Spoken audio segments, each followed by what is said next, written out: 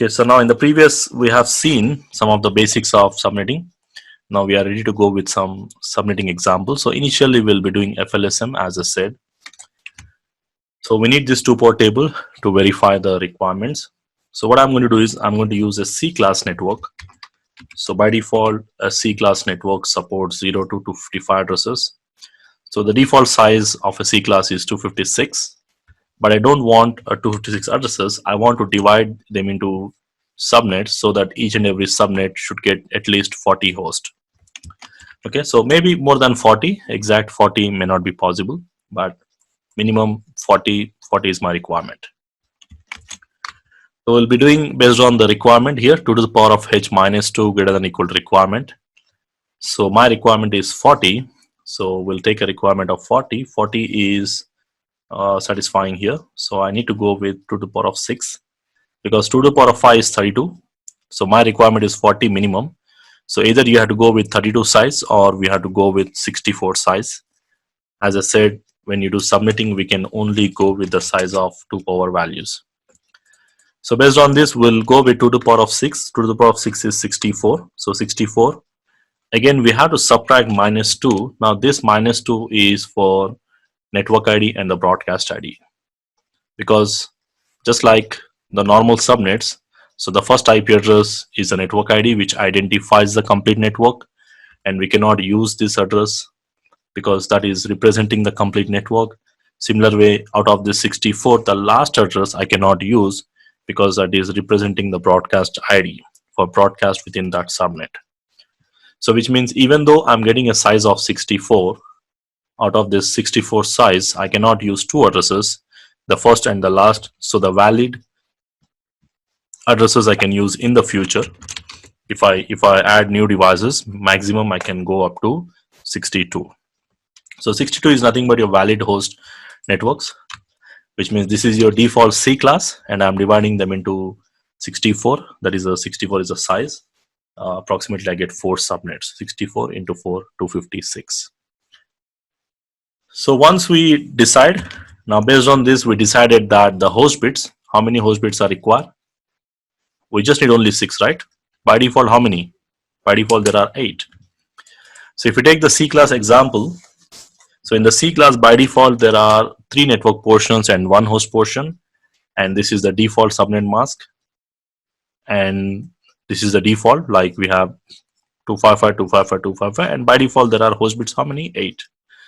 So do we need 8 host bits here? We don't need 8, we need only 6. So which means we will use only 6 host bits. Host bits will use only 6 here, whereas the remaining 2 we need to convert. So which means I'm going to convert the 2 bits. Remember, host always on the right side, network always on the left side. So the required bits are only 6. So based on this, we out of 8, I'm just using only 6, means remaining 2 gets converted. So which means after conversion it will be like this. So after conversion it will be like this one. We're not going to disturb the network bits.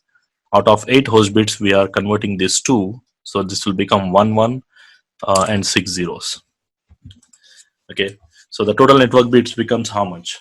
So before subnetting it was 24 and 8, means by default there are 24 network bits and 8 host bits.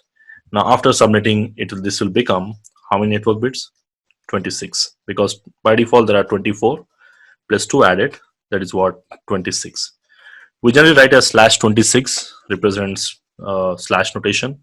We'll talk about this slash notation or slash value later on in a separate section. So which means there are 26. Now this 24 8 changes to 26 and 6, means there are 26 network bits and 6 host bits.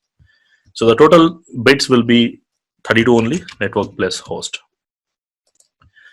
Now based on this we calculated this one. Based on this, if you write the subnet mask means this is the binary format. If you just convert this into decimal format, this will be 255, 255, 255, and we need to add 128 plus 64, the first 2 bits. 128 plus 64 means it is 192. So you can refer that subnet mask table normally to identify or find this subnet mask values.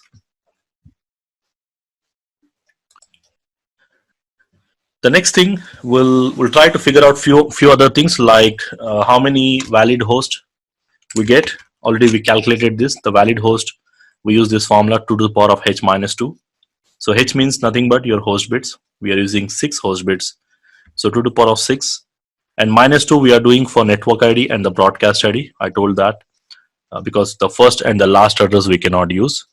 So which means out of 64 addresses, 2 addresses we cannot assign to any device in the network, which means the valid host addresses or the valid host I can connect in the future will be up to 62. So if you divide how many subnets we get. Now there is a formula shortcut for that as well, 2 to the power of n. So n represents the converted bits. So the converted bits. So how many converted here? 2, right? Small n. Total means total 26. Out of this, 24 are default and 22 are 2 are converted, right? So if we just use this 2 power 2 value, then we get 4 subnets.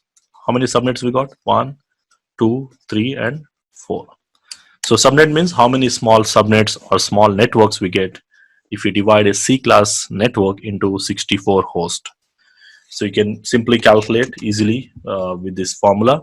So these things will be useful, especially when we get into subnetting questions. Generally these things will help you to answer them quickly, but here we'll be going with all the steps, but later on we don't need to do each and every step normally. Now the next thing, finally the last thing, so we calculated the subnet mask, subnets and the valid host. Now the next thing is we need to figure out the range. Now the range is important. Now where will the address starts and where it ends?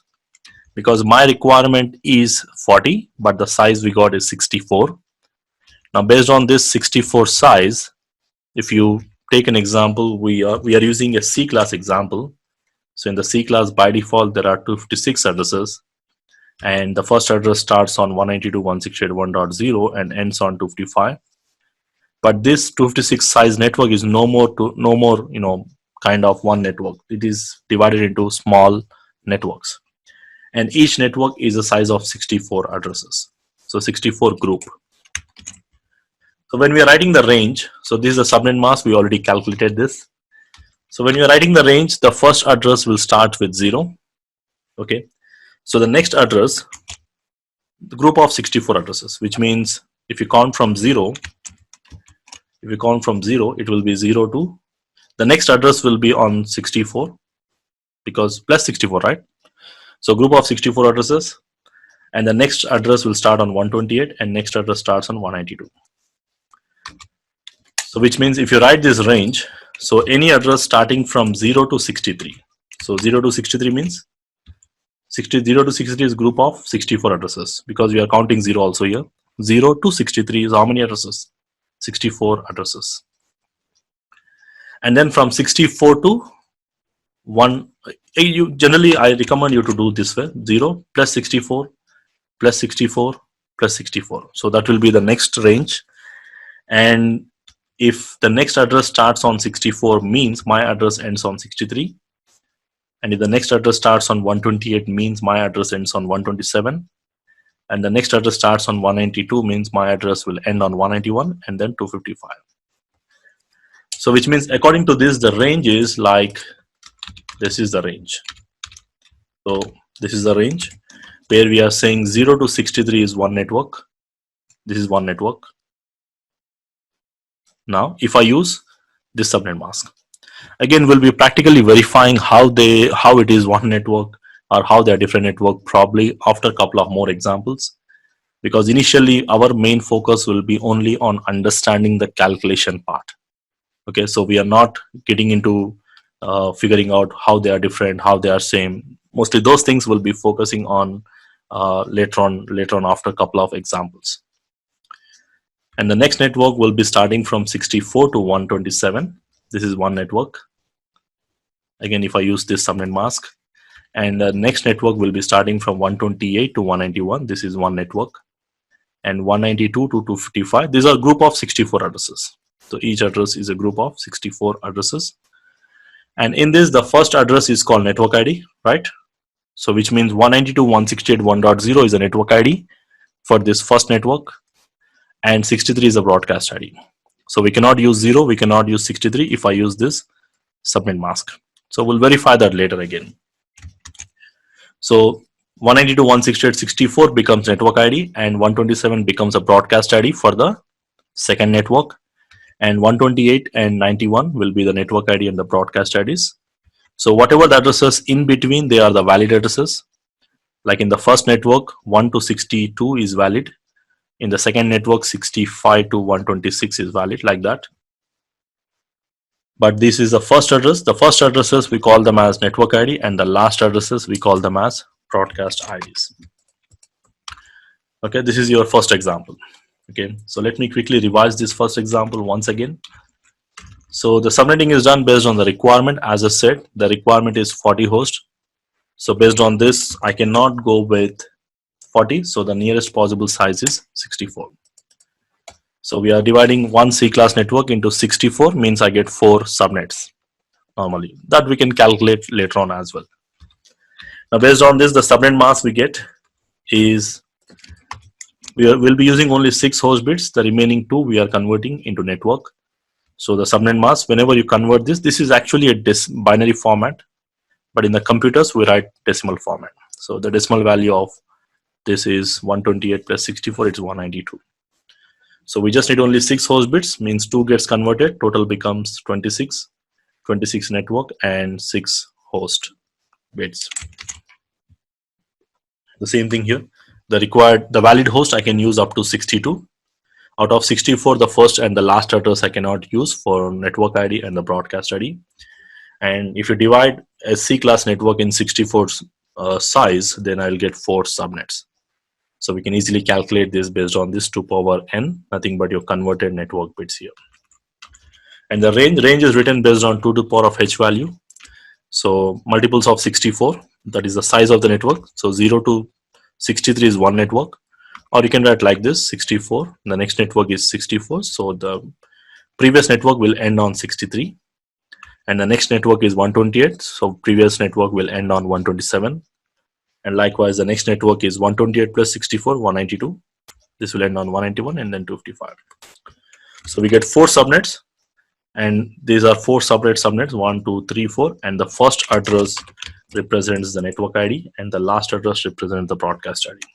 Means all the addresses, whatever you see here, these are network IDs, these are broadcast IDs. And whatever the addresses you don't see, the between addresses, they are all valid addresses which can be assigned in each subnet.